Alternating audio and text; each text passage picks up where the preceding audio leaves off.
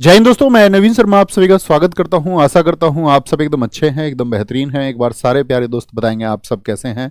उम्मीद करेंगे बहुत अच्छे होंगे, बहुत शानदार होंगे। और दोस्त, आज एक बहुत ही शानदार सा टॉपिक कि भारत के सभी राष्ट्रपति, दरअसल में जब हम पॉलिटी को पढ़ रहे होते हैं तो भारत के राष्ट्रपति को हम जो है आपका स्किप करके सिर्फ आर्टिकल्स पर ज़्यादा ध्यान देते हैं। लेकिन आप देखेंगे कि एग्जाम में बहुत सारे क्वेश्चन ऐसे हैं जो भारत के राष्ट्रपतियों से संबंधित आते हैं और हम उनको एग्जाम में अटेम्प्ट नहीं कर पाते हैं, ठीक है। जिसमें सबसे इंपॉर्टेंट क्वेश्चन तो ये होता है कि राष्ट्रपति का क्रम क्या है। जैसे आजकल के एसएससी के एग्जाम्स को आप देखोगे तो वो आपसे ये नहीं पूछता कि पहले उपराष्ट्रपति या राष्ट्रपति कौन है, वो आपसे पूछेगा चौथे उपराष्ट्रपति कौन है, छठे उपराष्ट्रपति कौन है। उसी तरह आपसे पूछेगा भारत के 9वें या 11वें राष्ट्रपति कौन थे। तो आजकल बहुत अच्छे क्वेश्चन बनते हैं। और साथ में ये तो कार्यकाल से हुआ, और उन राष्ट्रपतियों की जो साथी पुस्तक हैं, जो बुक्स हैं, ठीक है, जिन भी प्रेसिडेंट ने लिखी है, जो इंपॉर्टेंट बुक्स हैं वो बहुत ज़रूरी हैं। बहुत आप सब लोगों के लिए मतलब शानदार कंटेंट होता है वो, हमेशा जो हम स्किप करते हैं अक्सर अपनी तैयारी के दौरान। तो आज उसी तरह की चीज़ों को आप एग्जाम में डील कर पाएँ कि क्या क्या क्वेश्चन पूछे जाते हैं हमारे प्रेसिडेंट से रिलेटेड। तो अभी मैं आपसे एक क्वेश्चन पूछूंगा कि आपकी जो सामान्य समझ है वो क्या है। जैसे मैं आपसे पूछूं, द्रौपदी मुर्मू वर्तमान में भारत की जो प्रेसिडेंट है वो कौन से नंबर की प्रेसिडेंट है, जरा एक बार आंसर देंगे, फिर हम क्लास को कंटिन्यू करेंगे। तो सबकी तरफ से आंसर आना चाहिए कि वो जो है भारत की भैया 15वीं राष्ट्रपति हैं। कौन सी हैं? 15वीं। और कई साथियों ने 16 लिखा, कई साथियों ने 18, कई ने 14 भी लिखा।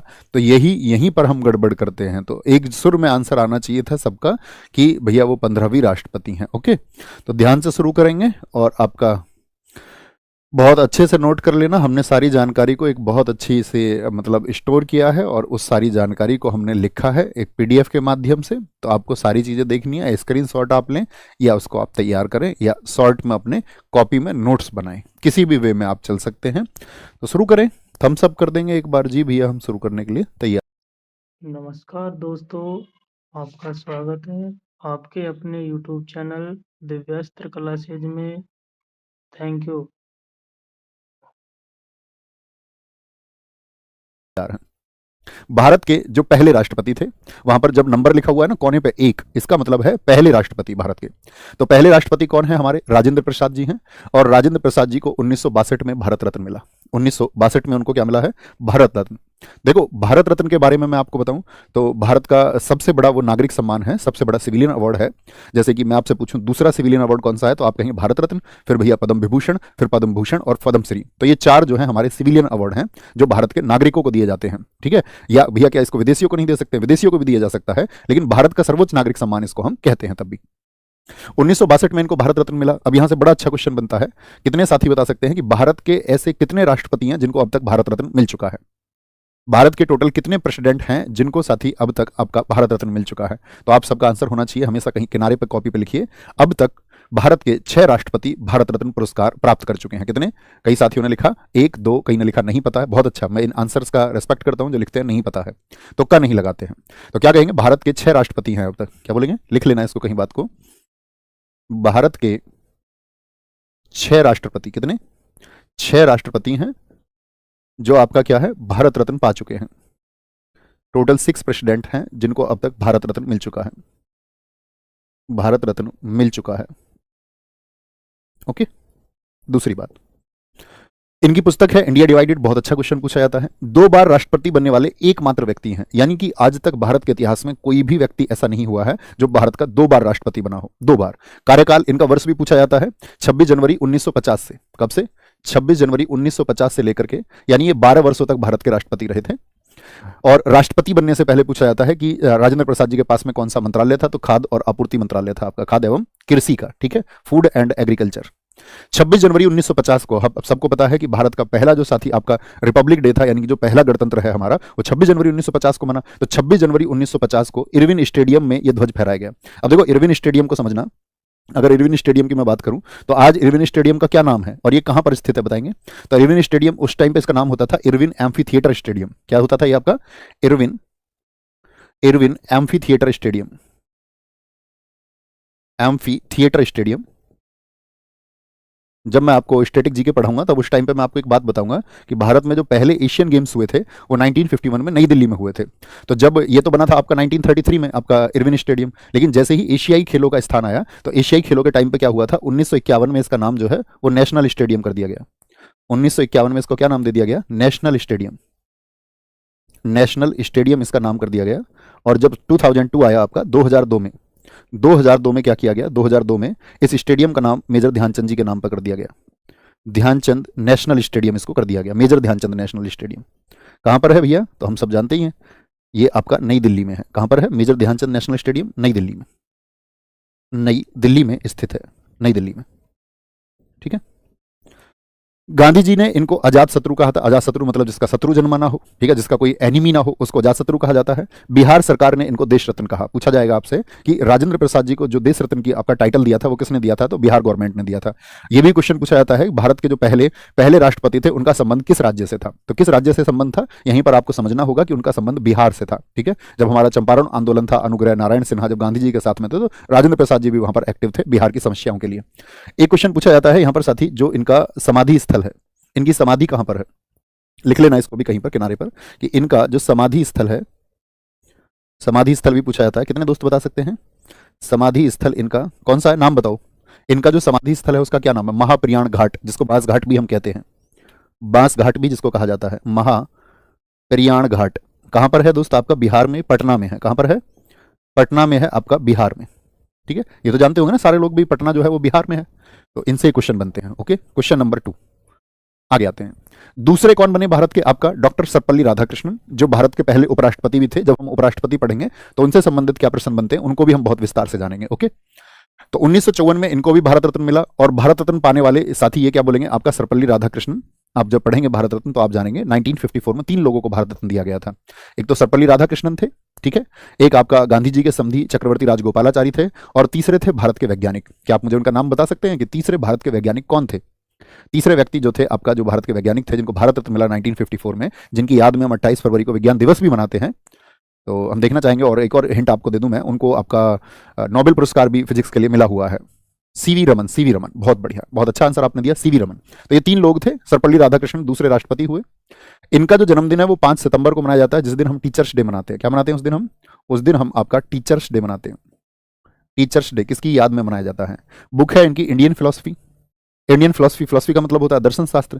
और जब आपका कहते हैं कि आज़ादी से पहले भारत के जो आपका दर्शन है उस पर जो प्रश्न चिन्ह लगाए जाते थे, उस पर की बहुत अच्छी व्याख्या इन्होंने की। और आज भी आप पढ़ोगे ना, जब कभी आपकी दर्शन पढ़ने की रुचि हो या कभी आप दर्शन को पढ़ना चाहें, तो उसमें 2 राइटर ही आते हैं हमारे देश में। एक तो आपका हरेंद्र सिन्हा है, ठीक है, जिन्होंने भारतीय दर्शन की रूपरेखा लिखी है। और दूसरी पुस्तक जो सबसे प्रासंगिक मानी जाती है, सबसे महत्वपूर्ण मानी जाती है कि आप दर्शन की अपनी समझ को डेवलप करना चाहते हैं, फिलोसफी को आप पढ़ना चाहते हैं, तो आपको पढ़ना पड़ेगा इंडियन फिलोसफी, जो कि किसने लिखा है, सर्वपल्ली राधाकृष्णन जी ने लिखा है। The Hindu view of life, बहुत इंपॉर्टेंट बुक्स हैं। ठीक है, यहां पर जो मैंने इस क्लास में लिखा है वो सब कुछ बहुत इंपॉर्टेंट है, एकदम सटीक और बहुत इंपॉर्टेंट। जाकिर हुसैन तीसरे राष्ट्रपति रहे, 1963 में इनको भी भारत रत्न मिला। ठीक है। अब देखो यहां पर एक क्वेश्चन बनता है, जैसे कि निम्नलिखित में से वह कौन व्यक्ति है जिनको राष्ट्रपति होने से पहले भारत रत्न मिल गया था। जैसे राजेंद्र प्रसाद जी को भारत रत्न मिला, राजेंद्र प्रसाद जी को भारत रत्न मिला, तो उनको कब मिला है आपका, तो आप कहेंगे भैया उनको जब उनका पद समाप्त हो गया था 1962 में, उसके बाद में भारत रत्न दिया गया। जैसे सर्वपल्ली राधाकृष्णन जी की हम बात करें, उनको तो आप समझ ही गए होंगे, उनको भी पहले मिला, और साथ में जाकिर हुसैन जी को भी उनके पद पर रहते उनसे पहले। तो ये छोटी छोटी चीजें आपको ध्यान में रखनी है। पहले मुस्लिम राष्ट्रपति कौन है, जाकिर हुसैन है, पद पर रहते हुए इनकी मृत्यु हो गई।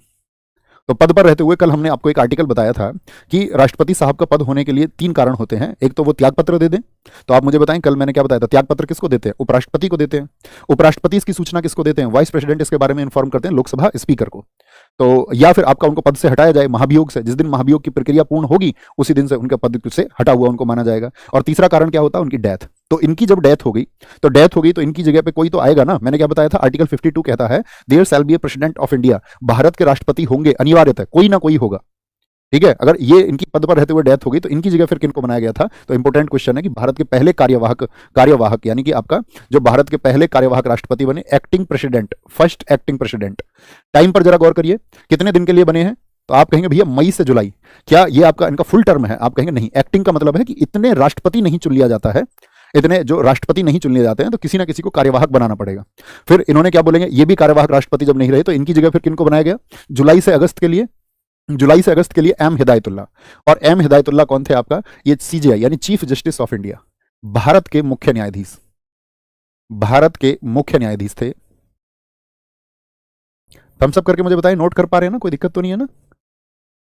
ये थोड़ा और धीमे चलना है तो थोड़ा और धीमे चल लेंगे, कोई दिक्कत नहीं है, क्योंकि छोटी छोटी पॉइंट्स हैं, आप लिख सकते हैं उनको, ठीक है? अतिरिक्त बातें नहीं करें दोस्त, इस क्लास के अलावा अन्य बातें नहीं करें। आप सबको एक हेल्पलाइन नंबर इनको दे दो, कोई भी बात करनी है उस पर करें, प्लीज कमेंट सेक्शन में नहीं, क्लास को डिस्टर्ब ना करें, ये मेरी रिक्वेस्ट है आपसे। अतिरिक्त बातें मत किया करो। क्या बोलेंगे? चीफ जस्टिस ऑफ इंडिया, यानी कि भारत के मुख्य न्यायाधीश जो उपराष्ट्रपति भी बने थे और साथ में राष्ट्रपति भी बने। तो बहुत इंपॉर्टेंट क्वेश्चन बनता है भैया, थोड़ा धीरे चलें। ओके, थोड़ा धीरे चल लेते हैं, आराम से, ठीक है? एक कह रहा फास्ट फास्ट चलो थोड़ा धीमे चल लेते हैं। लिखना देखो ऐसे सजा के मत लिखा करो। एम हिदायतुल्ला 20 जुलाई 1969 से 24 अगस्त 1969, याद रख लेना, ये सीजीआई थे। बस छोटा सा पॉइंट लिखना है, क्योंकि आप राष्ट्रपति पढ़ रहे हैं तो आपको पता होना चाहिए ना कि भी राष्ट्रपति तो ये है ही, साथ में ये सीजीआई और उपराष्ट्रपति भी रहे, आपको याद होना चाहिए। कभी चीजों को सजाने पे बहुत गौर नहीं देना है, आपको सिर्फ इतना काम करना है कि आपके नोट्स आपकी समझ में आ जाने चाहिए। राइटिंग के लिए कभी चिंता नहीं करनी है ना, कि आपके समझ में आ जाए, वो उतना भर काफी होगा, ठीक है? कोई दिक्कत? एम हिदायतुल्ला, एम हिदायतुल्ला के बाद में फिर साथी इलेक्शन होते हैं और आपका यहाँ पर नीलम संजीव रेड्डी चुनाव लड़ते हैं वीवी गिरी के खिलाफ में। लेकिन वीवी गिरी जो आपका एक्टिंग भी बनाए गए थे, पहले कार्यवाहक थे, फिर आपका कार्यवाहक वीवी गिरी के बाद में किसको बनाया गया आपका? तो वीवी गिरी के बाद में बनाए गए थे आपका भैया एम हिदायतुल्ला। लेकिन फिर चुनाव होते हैं, इलेक्शन होते हैं और उसमें जीत होती है वीवी गिरी की, और फुल टर्म के लिए यहाँ पर देखिए 5 साल के लिए। तो 1969 से 74 तक ये आपका क्या रहे? भारत के राष्ट्रपति रहे, और 1975 में इनको भी भारत रत्न मिला। यानी भारत के जो 6 राष्ट्रपति जिनको भारत रत्न अब तक मिला है, उनमें से एक वीवी गिरी भी शामिल है। यहां से बड़ा अच्छा क्वेश्चन बनेगा। जैसे क्वेश्चन कैसे बनाएगा एग्जामिनर, आपसे पूछ सकता है निम्नलिखित में से भारत का वह कौन सा राष्ट्रपति है जिसको भारत रत्न नहीं मिला है? तो ईयर नहीं पूछेगा आपसे कभी भी कि वीवी गिरी को आपका भारत रत्न कब दिया गया। क्वेश्चन पूछेगा, हमेशा नेचर रहेगा क्वेश्चन का कि किन में से किसको भारत रत्न नहीं मिला है। ये 4-5 नाम दे देगा, पूछेगा निम्नलिखित में से कौन कौन भारत के राष्ट्रपति हैं जिनको भारत रत्न मिल चुका है। तो आपको इसके बारे में इंफॉर्मेशन होनी चाहिए, ठीक है? 1974 तक हो गए। 1974 से फिर साथी आते हैं फखरुद्दीन अली अहमद, 1974 से 77, और इनकी भी पद पर रहते हुए मृत्यु हो गई, इसीलिए इनके 5 साल पूरे नहीं है। देखिए क्या 5 वर्ष इनके पूरे हैं? आप कहेंगे नहीं, पद पर रहते हुए इनकी मौत हो गई, मतलब हार्ट अटैक इनको आ गया था। और 25 जून 1975 को इन्होंने आपातकाल घोषित किया, emergency declared on 25 June 1975, article 352 से, राष्ट्रीय आपातकाल, नेशनल इमरजेंसी जिसको हम कहते हैं। मुझे बता सकते हैं इस समय पे प्रधानमंत्री कौन थी देश की? राष्ट्रीय आपातकाल। मैंने कौन थी बोल दिया तो बड़ा आसान हो जाएगा आपके लिए, फिर तो नेशनल इमरजेंसी। तो बहुत इतनी बार, मतलब कोई, अब मैं कहूं कि कोई कमीशन या कोई बोर्ड नहीं है जिसने इससे क्वेश्चन ना पूछा हो कि देश में जब इमरजेंसी घोषित हुई थी 1975 में, 25 जून 1975 को, तब देश के राष्ट्रपति कौन थे? फखरुद्दीन अली अहमद। और पद पर रहते हुए पहले मृत्यु किसकी हुई है? तो आप कहेंगे जाकिर हुसैन। तो ये दूसरे ऐसे मतलब मुस्लिम राष्ट्रपति थे जिनकी पद पर रहते हुए मृत्यु हो गई। अब इंदिरा गांधी जी ने इनसे इस अधिकार को प्रयोग करने के लिए कहा था। इंदिरा गांधी जी ने कहा था कि भाई आप फोन पे बोला था इंदिरा गांधी जी ने इनसे कि आप नेशनल इमरजेंसी को डिक्लेयर कर दीजिए। इसीलिए आप कभी पढ़ोगे या फिर पढ़ा होगा आपने कि 44वां जो संविधान संशोधन था, जो 44th कॉन्स्टिट्यूशनल अमेंडमेंट था 1978 का, उसमें क्या कहा गया था? भैया फोन पे तो आप नहीं कर सकते हैं नेशनल इमरजेंसी को डिक्लेयर। राष्ट्रीय आपातकाल, इसकी वजह से राष्ट्रीय आपातकाल 21 महीने रहा था। और इसी राष्ट्रीय आपातकाल में आप सब लोग जानते हैं, मैंने कहा था कि मीजा एक्ट, जरा बताओ, maintenance of internal security act, जो मीजा एक्ट है वो कब आया था? मीजा एक्ट कब आया था बताएंगे एक बार?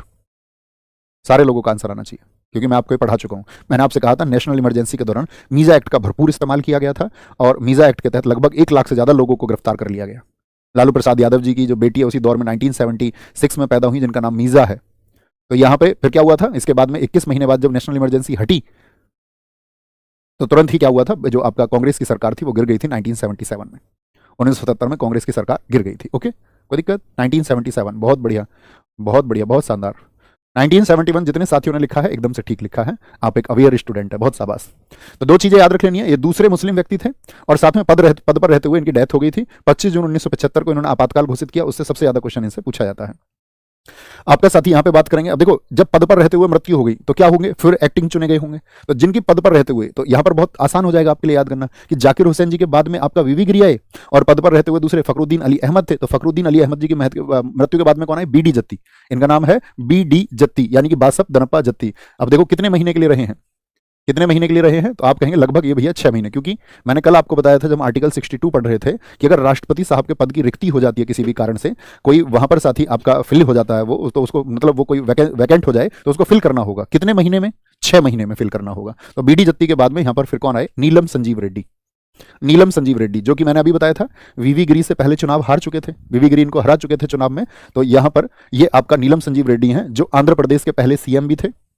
पूछा जाता है आंध्र प्रदेश के पहले सीएम, या पूछा जाता है नीलम संजीव रेड्डी जो भारत के राष्ट्रपति हुए, वो भारत का राष्ट्रपति होने से पहले किस राज्य के चीफ मिनिस्टर यानी किस स्टेट के आपका सीएम थे। ओके, एकमात्र निर्विरोध राष्ट्रपति, निर्विरोध का मतलब क्या होता है, बिना अपोजिशन के, कोई इनके खिलाफ में राष्ट्रपति पद के लिए किसी भी व्यक्ति की अगर हम बात करें वो इनके खिलाफ चुनाव नहीं लड़ा। पहले गैर कांग्रेसी, गैर कांग्रेसी का मतलब क्या है, अब तक के जितने भी राष्ट्रपति थे वो सब कांग्रेस समर्थित थे, क्योंकि राष्ट्रपति पद के लिए भी क्या होता है, पार्टियों का समर्थन होता है।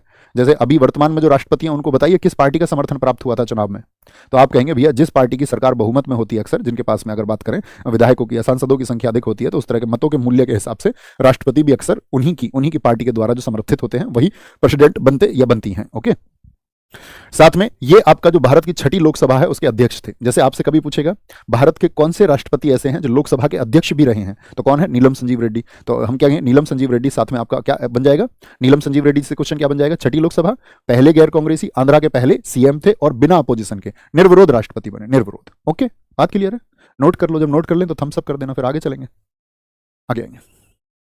सॉरी भैया यहाँ पे मैसेज करने के लिए, क्योंकि मैं कई दिनों से हेल्पलाइन नंबर पे कॉल कर रहा हूँ तो रिसीव नहीं कर रहे हैं दोस्त, ऐसा नहीं हो सकता। आप 6 to 9 मतलब 9 to 6 के बीच में कॉल करिए। अब बेवजह बहुत सारे बच्चे बेवजह कॉल लगा लेते हैं, काम के लिए कॉल करेंगे तो सबका नंबर लगेगा, है ना, कोई दिक्कत। एक बच्चे ने क्वेश्चन पूछा ऊपर कुछ राष्ट्रपति से, उनको दिखाओ ना। नहीं, ऐसे बाध्य नहीं है, जीडी क्लासेस बाध्य नहीं है दोस्त, बाध्य नहीं है। ओके, चलें आगे। नेक्स्ट, ज्ञानी जेल सिंह। अब ज्ञानी जेल सिंह जो रहे हैं साथी आपका 1982 से लेकर के आपका 1987 तक रहे। ऑपरेशन ब्लू स्टार घटना जब देश में हुई थी, कब हुआ था ये ऑपरेशन ब्लू स्टार, ये हुआ था 1984 में। 1984 का जो ऑपरेशन ब्लू स्टार है, तो उस समय पे आपका राष्ट्रपति कौन थे, बड़ा अच्छा क्वेश्चन बनता है यहां से। देखो, ऑपरेशन ब्लू स्टार जानते हो, यस और नो, मैं आपको थोड़ा सा ब्रीफ कर दूं। ऑपरेशन ब्लू स्टार क्या था कि दरअसल में आपका जो पंजाब है, पंजाब में एक व्यक्ति थे आपका जर्नैल सिंह भिंडरेनवाला, और जर्नैल सिंह भिंडरेनवाला वो समर्थित थे इंदिरा गांधी के द्वारा ही। इंदिरा गांधी ने ही उन्हें शुरुआती दौर में पावर्स दी थी। इंदिरा गांधी के वो आपका एक मतलब अगर मैं बताऊं तो वो मतलब उनके एक जो चुनिंदा क्लोज लोगों में से एक थे। फिर उन्होंने वहां जाकर के पंजाब में संगठन बनाया और फिर धीरे धीरे उन्होंने किसकी, खालिस्तान की मांग की। यानी जो कांग्रेस के करीबी थे बाद में वही कांग्रेस के खिलाफ हो गए और वहां पर उन्होंने खालिस्तान की मांग कर ली। तो खालिस्तान की जो मांग थी, मतलब कि भाई सिखों के लिए अलग से एक आपका स्टेट बनाया जाए, तो सरकार इसके खिलाफ थी एकदम से। तो फिर क्या हुआ था, जर्नैल सिंह भिंडरेनवाला ने अपना जो लोग थे, या जो अगर मैं बात करूं उनका जो ग्रुप है, उसने स्वर्ण मंदिर जो है हमारा, उस स्वर्ण मंदिर पर आपका जाकर के उन्होंने क्या बना लिया, अपना सेंटर बना लिया और बहुत सारे हथियार लेकर के बहुत सारे लोग वहां पर इकट्ठा हो गए। तो वहां पर स्वर्ण मंदिर पर कार्रवाई की गई 1984 में, उन लोगों को वहां से बाहर निकालने के लिए। अब इसी के बदले में आपको पता होना चाहिए, इसी की वजह से इस ऑपरेशन ब्लू स्टार को अंजाम दिया किसने, कि इंदिरा गांधी जी ने। इस टाइम पे पीएम थी, याद रख लेना, इस टाइम पे भी पीएम कौन थी, पीएम थी इस टाइम पे इंदिरा गांधी। और इसी की वजह से इंदिरा गांधी जी की हत्या हुई। इंदिरा गांधी जी की हत्या कब हुई थी, इसी ईयर में हो गई थी, 1984 में ही, 31 अक्टूबर 1984 को। क्योंकि इंदिरा गांधी जी के जो नजदीकी अंगरक्षक थे, बॉडीगार्ड थे, सतवंत सिंह और बेअंत सिंह, उनके पास उनकी सुरक्षा रहती थी। बहुत सारे लोगों ने यह कहा था कि सतवंत सिंह, बेअंत सिंह को आप अपने साथ सुरक्षा में ना रखें, क्योंकि अभी आपका जो सिखों पर एक कार्रवाई हुई है उससे सिख समुदाय बहुत नाराज है। और सिख दंगे भी आपका सिख दंगे तब तक नहीं हुए, अभी बताएंगे उस बारे में। तो जब इंदिरा गांधी जी को ये सलाह दी गई कि आप इनको अपने साथ रखें, तो इंदिरा गांधी जी ने बहुत विश्वास इनके ऊपर किया कि नहीं, इनको हम अपने साथ रखेंगे, हमारे बहुत करीबी व्यक्ति हैं, ये समझते हैं कि देश के लिए ये करना जरूरी है, नहीं तो देश के टुकड़े होते। लेकिन बाद में इंदिरा गांधी जी की हत्या कर दी गई और फिर आपका दिल्ली में सिख दंगे हुए, जिसको 1984 के दंगे हम कहते हैं, 1984 के दंगे कहते हैं, ठीक है। और 1984 के दंगे हुए तो उस समय पे कौन थे, ज्ञानी जेल सिंह थे। और ज्ञानी जेल सिंह पर एक बड़ा लोगों ने दबाव भी बनाया था कि भाई सिख कम्युनिटी के खिलाफ ये एक्शंस हो रहे हैं और आप अपने राष्ट्रपति पद से त्यागपत्र नहीं दे रहे हैं। जब इंदिरा गांधी जी की डेथ हुई थी तो एक काफिला लेकर के गए थे हॉस्पिटल में, एम्स में थी इंदिरा गांधी जी उस समय। तो जब ये जा रहे थे, इनका जो कॉन्वॉय था, काफिला जा रहा था, तो लोगों ने उस पर पत्थरबाजी भी की थी, मतलब इनको रोका भी था। लेकिन इन्होंने तो सिर्फ यही कहा था कि मैं जो है मतलब आई कैन डू नथिंग, मैं कुछ नहीं कर सकता, मैं असहाय हूं, आई एम हेल्पलेस, ये उन्होंने उस समय पे कहा था। भारत के पहले सिख राष्ट्रपति ये हुए, ज्ञानी जेल सिंह। दरअसल में इनका नाम तो वैसे जर्नैल सिंह है, लेकिन जब स्वतंत्रता आंदोलन के दौरान ये जेल में गए थे तब इन्होंने अपना नाम जेल सिंह रख लिया था, है ना। 1986 में राजीव गांधी जी लेके आए थे एक आपका पोस्ट ऑफिस अमेंडमेंट एक्ट, ठीक है। पोस्ट ऑफिस अमेंडमेंट जो साथी बिल आया था। अब राष्ट्रपति के पास में जो है एक शक्ति होती है पॉकेट वीटो। अब ये पॉकेट वीटो क्या होता है, इसके बारे में हम अपनी जो नेक्स्ट क्लास है, जब हम राष्ट्रपति साहब की शक्तियों के बारे में जिक्र करेंगे कल की कक्षा में, मतलब नेक्स्ट क्लास में आपका, तब ये सारी चीजें आप बहुत अच्छे से समझेंगे। ओके, तो क्या बोलेंगे, पॉकेट वीटो का प्रयोग किसने किया था, बहुत पूछा जाता है, ज्ञानी जेल सिंह। ज्ञानी जेल सिंह जी के बाद में 87 से लेकर के, अब देखो ये डेट कॉमन हो जाएगी, यहाँ तक की डेट के बाद में डेट कॉमन हो जाती है 25 जुलाई और अंत तक यही चलेगी। तो अब 5-5 साल गिनते रहना बस। 87 से 92 कौन है, 8वें आर वेंकटरमन। फिर हुए आपका 25 जुलाई 1992 से लेकर के 25 जुलाई 1997 तक शंकर दयाल शर्मा। शंकर दयाल शर्मा। शंकर दयाल शर्मा जी एक ऐसे राष्ट्रपति रहे हैं, सोचिए, जिनके पास में जो दया याचिका आई, उनकी बेटी की हत्या की आई थी। इनके बेटे और जो दामाद थे माकन, उनकी हत्या कर दी गई थी दिल्ली में। समझ रहे हैं? जो सिख आपका उस समय पे जो कुछ सिखों ने इनकी आत्महत्या कर दी, मतलब जो आपका जुड़े हुए थे किससे, आपका ऑपरेशन ब्लू स्टार 1984 से इसकी जड़ें जुड़ी हुई थी। आप समझ के देखिए, भारत के एक ऐसे राष्ट्रपति जिनके पास में, आप जानते हैं ना भाई, अगर कोर्ट ने आपको सजा सुना दी है तो अंतिम विकल्प कौन होते हैं? अंतिम विकल्प होते हैं कि आपकी सजा माफ करने का अधिकार राष्ट्रपति के पास में है। तो उन लोगों ने, इन्हीं के पास में फिर दया याचिका गई थी राष्ट्रपति के पास में कि विचार हो सकता है या नहीं हो सकता है। बहुत बढ़िया भैया। ज्ञानी जेल सिंह जी का भी समाधि स्थल, हाँ जी, वो एकता स्थल है, नोट कर लेना, एक बच्चे ने बहुत अच्छा याद दिलाया। ज्ञानी जेल सिंह जी का, इनका भी समाधि स्थल आप लिख सकते हैं, समाधि स्थल। इनका जो समाधि स्थल है, एक बार सारे लोग बताएंगे कहां पर है। इनका जो समाधि स्थल है वो कहां पर है? तो ज्ञानी जेल सिंह नाम ही से ही आपको परिचित होगा कि भैया इनका जो आपका स्थल है वो है एकता स्थल। और एकता स्थल कहां पर है? एकता स्थल है आपका दिल्ली में। कहां पर है? एकता स्थल आपका दिल्ली में स्थित है, दिल्ली में स्थित है। ओके, ये बात याद रख लेनी है। में आते हैं के आर नारायणन, इनको हम बोलते हैं के आर नारायणन। के आर नारायणन,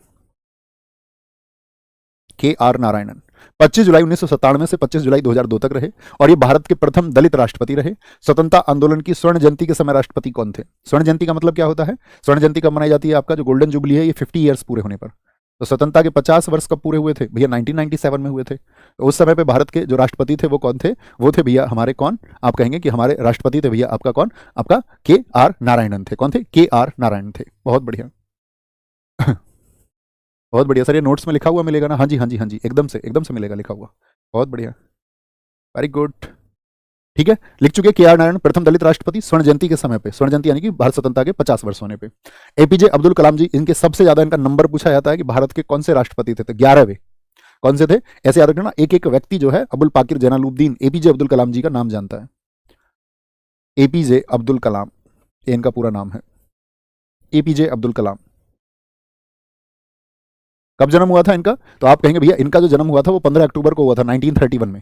1931 में। अब मेरा क्वेश्चन रहेगा आपसे जनरल सा, अगर आप जानते होंगे एपीजे अब्दुल कलाम जी को, इस देश का प्रत्येक छात्र प्यार करता है, तो मुझे बताइए एपीजे अब्दुल कलाम जी जो है साथी आपका, एपीजे अब्दुल कलाम जी जो है साथी, सारे लोग बताएंगे उनका जो आपका जन्म है वो किस राज्य में हुआ था, किस स्टेट में हुआ था, ये सारे लोगों को बताना है। तो इनका जन्म का वर्ष भी याद रख लेना, 15 अक्टूबर, यानी कि 15 मनाया जाता है, 15 अक्टूबर 1931 को इनका जन्म हुआ था। भैया तमिलनाडु में इनका जन्म हुआ था। बहुत बढ़िया, ऐसे क्वेश्चन, बेसिक क्वेश्चन भी बन जाते हैं कि तमिलनाडु में इनका जन्म हुआ था। इनको दोस्त हम मिसाइल मैन कहते हैं। मिसाइल मैन क्यों कहते हैं? क्योंकि भारत में जो आईजीएमडी है, आईजीएमडी का मतलब होता है एकीकृत गाइडेड मिसाइल डेवलप प्रोग्राम, ये लिखा हुआ है डेवलप प्रोग्राम, ठीक है, डेवलप प्रोग्राम, डेवलपमेंट प्रोग्राम, क्या बोलेंगे?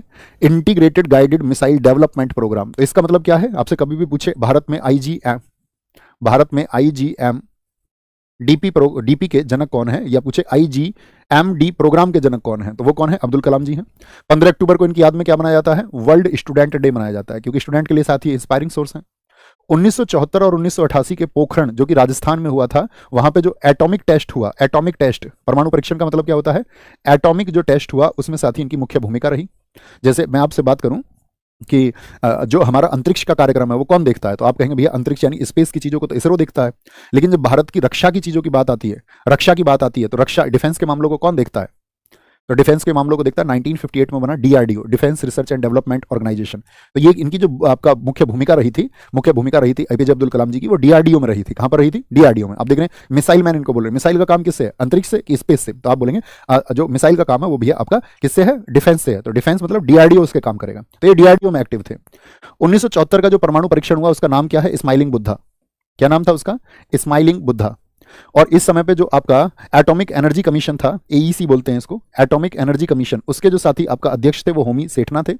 इस समय पे जो आपका बार्क बोलेंगे, Bhabha atomic research centre, Bhabha atomic research centre जो था आपका, कहां पे है भाभा एटॉमिक रिसर्च सेंटर बताइए? तो ये भैया ट्रॉम्बे, मुंबई में था आपका भाभा एटॉमिक रिसर्च सेंटर। तो उसके निदेशक कौन थे? राजा रमन्ना। आप रेलवे के एग्जाम देखोगे ना, एनटीपीसी के, एनटीपीसी या रेलवे का कोई भी एग्जाम हो, किसी भी वर्ष का एग्जाम आप उठाना, कभी आपको ऐसा कोई एग्जाम नहीं मिलेगा जिसमें एटॉमिक टेस्ट से क्वेश्चन ना पूछा गया हो। और बहुत अच्छे क्वेश्चन पूछे जाते हैं। एक तो रेलवेज में पूछे जाते हैं, एसएससी पूछता है, और साथ में तीसरा यूजीसी नेट में एटॉमिक टेस्ट से बहुत क्वेश्चन पूछे जाते हैं। अभी मैं आपको आज दिखाऊंगा भी कि कितने कितने अच्छे क्वेश्चन पूछे जाते हैं इससे, है ना। इस टाइम पे पीएम कौन थी आपका? इस टाइम पे पीएम थी इंदिरा गांधी जी। इनसे क्वेश्चन पूछा जाता, पीएनई पॉलिसी इन्होंने अपनाई थी। पीएनई का मतलब क्या है आपका, इसको बोलते हैं पीसफुली, लिखना इसको, या पीसफुल हम कह सकते हैं, पीसफुल न्यूक्लियर एक्सप्लोजन, एक्सप्लोजन यानी कि शांतिपूर्ण, शांतिपूर्ण नाभिकीय विस्फोट। जो हमने आपका विस्फोट किया था, क्या हमने अमेरिका की तरह किया था? कि अमेरिका ने तो अपना प्रयोग कहां पर किया था, आपको पता होना चाहिए। जब सेकंड वर्ल्ड वॉर चल रहा था तो 6 अगस्त और 9 अगस्त 1945 को हिरोशिमा और नागासाकी पर उन्होंने तो लोगों की जान ले ली थी। अब अमेरिका को बड़ी दिक्कत हुई थी जब हमने प्रयोग किए, रूस को भी बड़ी दिक्कत हुई थी, जिसको हम दोस्त बोलते हैं अपना, चाइना को बड़ी दिक्कत हुई थी कि यार इनके पास तो एटॉमिक पावर आ जाएगी, फिर तो ये हमसे जो है एटॉमिक पावर, एटॉमिक जो पावर अगर इनके पास आ जाती है तो उससे फिर तो ये हमारे सामने झुकेंगे नहीं। तो इनको शक्तिशाली बनने से रोका कैसे जाए? तो बहुत सारे रेस्ट्रिक्शंस हमारे देश पर लगे थे, बहुत सारे प्रतिबंधों का सामना हमारे देश को करना पड़ा। और इन प्रतिबंधों में अमेरिका को समझ तो तब आई थी, अमेरिका ने तो बहुत सारे प्रतिबंध लगाए हमारे ऊपर। तो अमेरिका को समझ में आई जब अमेरिका के ऊपर एक साथी आतंकवादी हमला हुआ था। अगर आपको पता हो, अमेरिका में एक आतंकवादी हमला हुआ था 2001 में, वर्ल्ड ट्रेड सेंटर पर उनके पर, पता है 11 सितंबर को 2001 में हमला हुआ था वहां पर। तब उन्होंने हमारे ऊपर जितनी भी रेस्ट्रिक्शंस लगाई थी उनको खत्म किया था। और नहीं तो उससे पहले तो वो मानने को ही तैयार नहीं थे। उनको लग रहा था कि भारत इस तरह से तो सशक्त हो जाएगा, लेकिन हमारे देश की सरकारें झुकी नहीं थी। बहुत सारे प्रेशर हमारे ऊपर क्रिएट किए गए, बहुत सारे प्रतिबंध लगे, लेकिन हमारी सरकारें तब भी नहीं झुकी। आप समझिए आज पूरी दुनिया में कहा जाता है कि लगभग 60,000 के आसपास जो है वो न्यूक्लियर बॉम्ब है, 60,000 के आसपास, जिसमें सबसे ज्यादा रूस के पास ही है। ठीक है, और वो चाहता है कि वो किसी और के पास वो पावर्स ना हो। अमेरिका के पास भी है, चाइना के पास भी बहुत है, भारत के मुकाबले बहुत ज्यादा है चाइना के पास में। यानी कि आप ये समझिए परमाणु बम की अगर हम बात करते हैं एटॉमिक, तो वो तो अमेरिका और चाइना ने बहुत ज्यादा मात्रा में पाकिस्तान को भी दे रखा है, पाकिस्तान को भी दे रखा है ना। कोई दिक्कत? तो क्या बोलेंगे आपका यहाँ पर, क्या बोल रहे हैं हम, आपका पीएम कौन थी यहाँ पर, बोलो भी फटाफट से। पीएम कौन थी? इंदिरा गांधी जी। तो इंदिरा गांधी जी ने यहाँ पर पीएनई पॉलिसी को अपनाया था। किसको अपनाया था? पीएनई पॉलिसी, याद रखेंगे हमेशा, कोई दिक्कत, कोई परेशानी। अच्छा आगे आते हैं भैया, इनके पिताजी का ही नाम है अब्दुल पाकर जैनुद्दीन, जिस नाम को लिख रहे हैं, एक बच्चा बोल रहा है। दूसरा फिर आता है 1998 का, 1998 का, 1998 में हमने यहाँ पर 11 और 13 मई को 5 एटॉमिक टेस्ट किए थे। कितने एटॉमिक टेस्ट हमने किए थे 1998 में? तो आप कहेंगे भैया यहाँ पर भी हमने 5 प्रयोग किए आपका। और 1998 का जो परमाणु परीक्षण था हमारा, उसका जो नाम हमने दिया, जैसे उसका नाम हमने क्या दिया था अभी 1974 में आपका, स्माइलिंग बुद्धा, बुद्ध मुस्कुराए, बुद्ध की भूमि कह दिया था इंदिरा गांधी जी ने तो उसको। यहाँ पे पीएम थे अटल बिहारी वाजपेयी। और अमेरिका ने भारत पर एनपीटी के लिए दबाव बनाया। एनपीटी मतलब होता है न्यूक्लियर नॉन प्रोली, क्या बोलेंगे, प्रोलीफ्रैक्शन, इसके लिए कि भाई आप जो है, मतलब ये क्या होता है भैया एनपीटी, थोड़ा समझाइए। तो एनपीटी होता है कि यार जो है ना, आप अभी इस संधि पर समझौता करेंगे और आप अपना परमाणु प्रसार नहीं करोगे, ठीक है ना, इसको और एक्सप्लोर नहीं करोगे, भविष्य में इस तरह की शक्तियों का प्रयोग आप नहीं करेंगे, तो अप्रसार संधि इसको हम बोलते हैं, यानी कि अब इस पर रोक आप लगाओगे। लेकिन क्या भारत ने इसको माना था? आप कहेंगे अमेरिका ने बहुत दबाव बनाया था, लेकिन हमारी सरकारों ने इसको एक्सेप्ट नहीं किया था। ओके, अक्टूबर 2001 में 9/11 हमले के बाद में जितने भी रेस्ट्रिक्शंस थे वो सारे प्रतिबंध हटा दिए गए थे भारत के ऊपर से। अटल बिहारी वाजपेयी जी यहाँ पर गए थे आपका, जैसे 20 मई को वो पहुंचे थे, 11 और 13 मई को ये आपका टेस्ट हुए, और एक वीक के बाद में वो पहुंचे थे 20 मई को। तो वहां पर उन्होंने नारा दिया था बहुत अच्छा। कौन सा स्लोगन है? जय जवान जय किसान जय विज्ञान। अब यहाँ पर इंपॉर्टेंट बात यह, मुझे बताइए, जय जवान जय किसान नारा किसका है? तो आप कहेंगे जय जवान जय किसान नारा जो है भैया वो दिया है हमारे लाल बहादुर शास्त्री जी ने। अभी नरेंद्र मोदी जी बहुत चर्चा में आए थे, तो नरेंद्र मोदी जी जो चर्चा में आए थे, तो नरेंद्र मोदी जी ने लिखा था आपका, क्या बोला था उन्होंने, बताना जरा। उन्होंने एक शब्द और जोड़ दिया था इसके आगे, जय जवान जय किसान जय विज्ञान और जय अनुसंधान, यानी कि जय अनुसंधान शब्द को उन्होंने और जोड़ दिया। ठीक है, किसको? जय अनुसंधान शब्द को। अनुसंधान समझते हैं ना, रिसर्च, तो उन्होंने कहा था हेल द रिसर्च, तो जो अनुसंधान शब्द है उसको उन्होंने जोड़ा। तो ये इसका मतलब पृष्ठभूमि है, बैकग्राउंड है। तो अटल बिहारी वाजपेयी जी ने यहाँ पर नारा दिया, बहुत पूछा जाता है अटल बिहारी वाजपेयी जी का जो नारा है वो किस वर्ष में दिया गया था, किस वर्ष में दिया गया था। ओके, इनको भाई साहब को ब्लॉक कर दें, ये जो, हाँ, जो कहने के बाद में नहीं मानते, नहीं, सच में मत कर देना। थोड़ी देर के लिए इनको समझाओ, बेटा पढ़ लिया करो, आप पढ़ने आते हैं ना क्लास, बस पढ़ने आया करो क्लास में, अतिरिक्त बातों के लिए नहीं। प्लीज रिक्वेस्टिंग टू यू, कब समझोगे तुम? कोई दिक्कत? कोई दिक्कत सर? इस बार आए आपका यूजीसी नेट के पेपर में क्वेश्चन, हाँ मैं बता रहा था ना आपको, इनको पूछा जाता है बहुत। परमाणु जो परीक्षण हुए हमारे, एटॉमिक टेस्ट हुए, यहाँ से क्वेश्चन बनता है। अब आते हैं एपीजे अब्दुल कलाम जी की बुक्स के बारे में। देखो ध्यान से देखना, इनकी बुक्स के नाम, एक स्क्रीनशॉट आप लोग लेंगे यहाँ पर, एक स्क्रीनशॉट लेंगे। इनकी किताबें बहुत महत्वपूर्ण हैं। इनकी पहली किताब तो है इंडिया 2020, जिसमें इन्होंने एक विजन रखा भारत के लिए 2020 का भारत के बारे में। Wings of fire and autobiography. Autobiography का मतलब क्या होता है? जिसको व्यक्ति खुद लिखे। ये इनकी क्या है? ये इनकी आत्मकथा है। तो एक तो इसका ईयर, ये एसएससी का फेवरेट क्वेश्चन है एक, मतलब आप देखो कभी भी एमटीएस देखो, सीएचएसएल देखो, सीजीएल, सीपीओ, हर एग्जाम में क्वेश्चन पूछा मिलेगा आपको ये। तो आप कहेंगे भैया wings of fire and autobiography, autobiography, autobiography ये किसकी है? Wings of fire. Wings of fire का मतलब क्या हो गया? अग्नि के पंख। अच्छा, कितने लोगों ने इस किताब को पढ़ा है? मैं ये चाहूंगा कि जिसके पास भी ये किताब नहीं है उसकी बुक लिस्ट में होना चाहिए।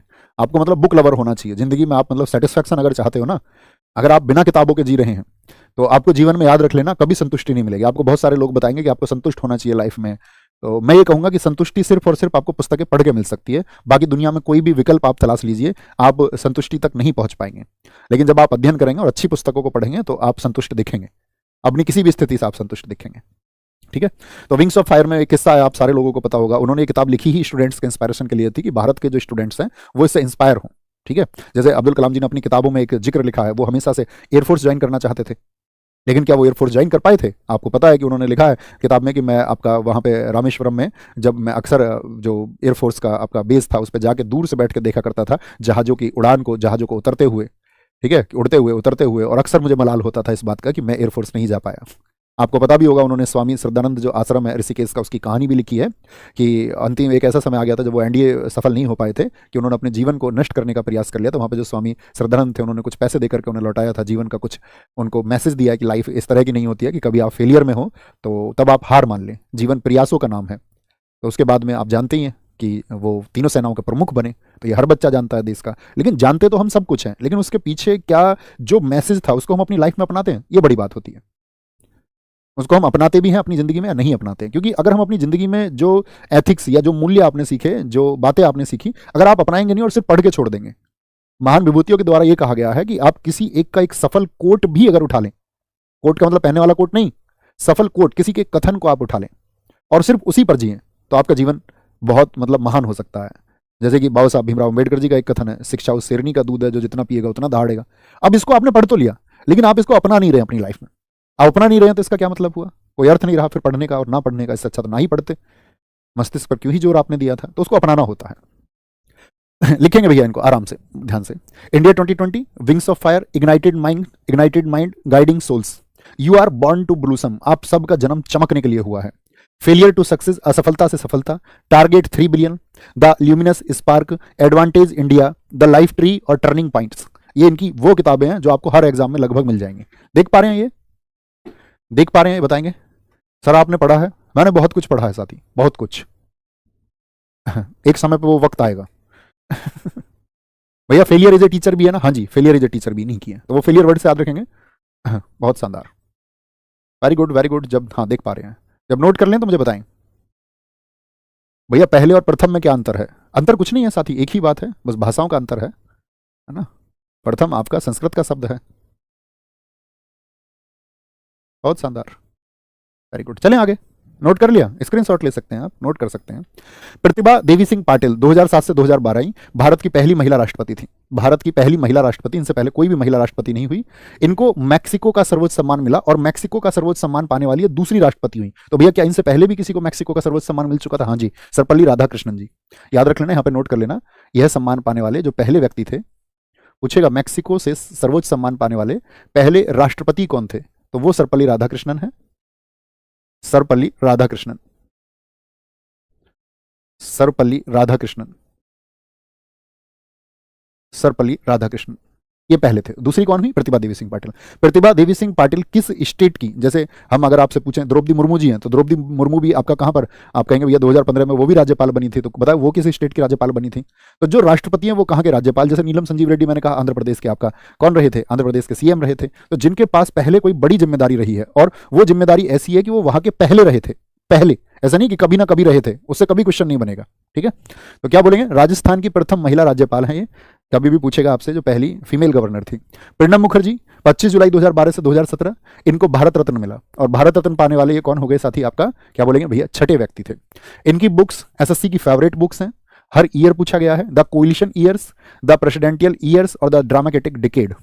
राजनीतिक पुस्तकें इन्होंने लिखी हैं, राजनीति पर लिखी हैं। ठीक है, लिखें इसको, लिखें इसको, बोलेंगे फटाफट से।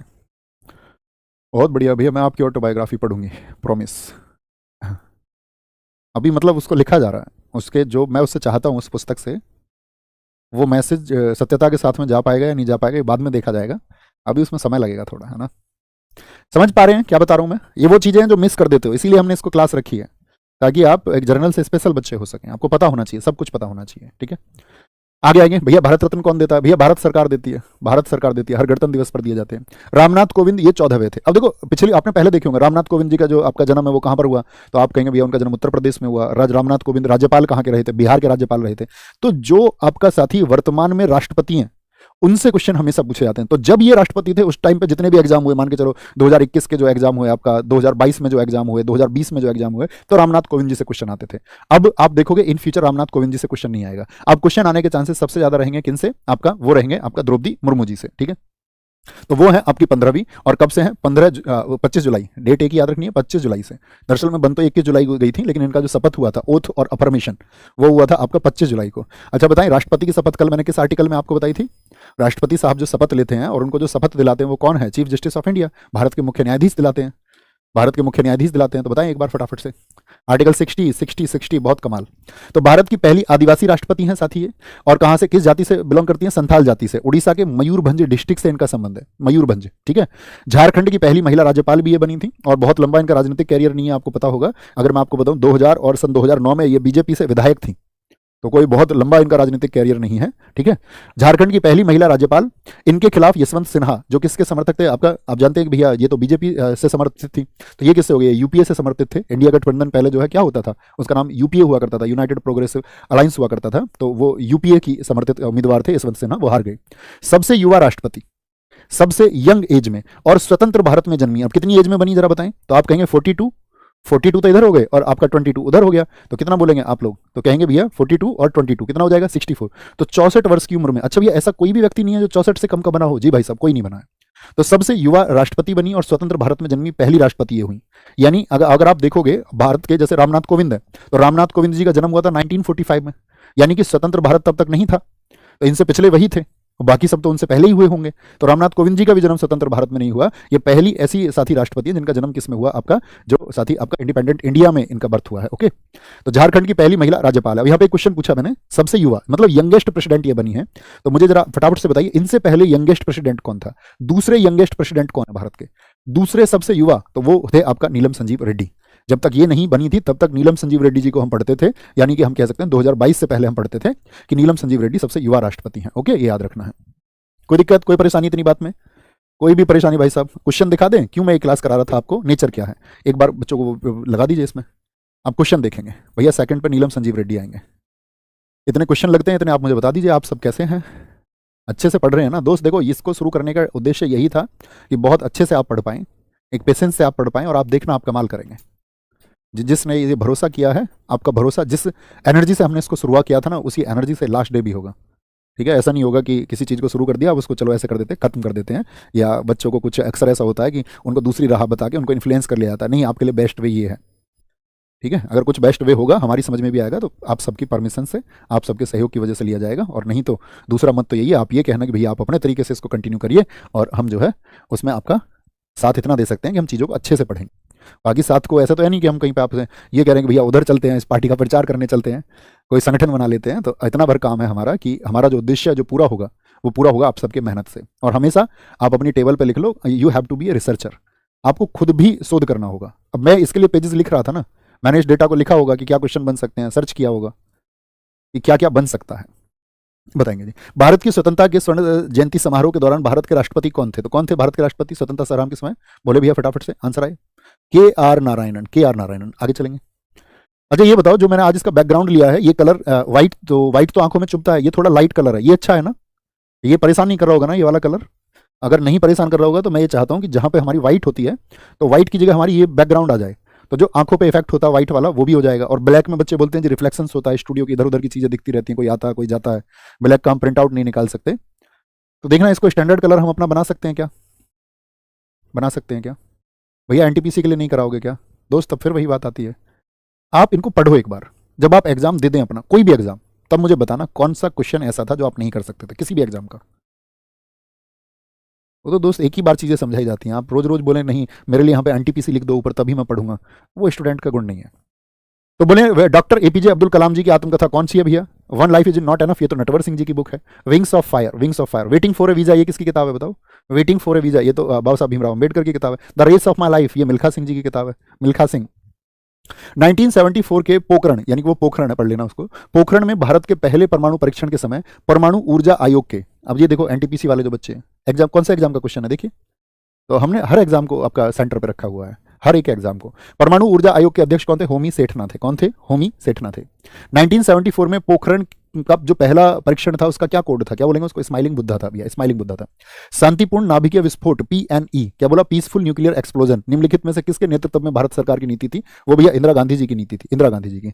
भारत ने पोखरण में अपना दूसरा परमाणु परीक्षण किस वर्ष में किया था, पोखरण में जो साथी परमाणु परीक्षण था वो किस वर्ष में किया था, दूसरा पूछ रहा ना, दूसरा 1998 में। कौन सा, ऑपरेशन शक्ति था, कौन सा था, ऑपरेशन शक्ति था। इसको पढ़ें, इसका जो आंसर कर देगा वो कमाल स्टूडेंट, अगर उसने क्लास को ध्यान से सुना है तो जरूर कर देगा।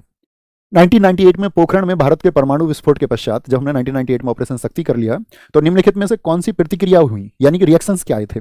अमेरिका ने भारत और पाकिस्तान दोनों के परमाणु परीक्षणों की भर्त्सना की थी, ठीक है, कि भैया अमेरिका और साथ में आपका पाकिस्तान, हाँ जी बिल्कुल की थी। संयुक्त राष्ट्र सुरक्षा परिषद ने परमाणु विस्फोटों की भर्त्सना करते हुए संकल्प पारित किया, आपका इससे क्या बोलेंगे, जो सिक्योरिटी काउंसिल है उसको भी दिक्कत हुई थी।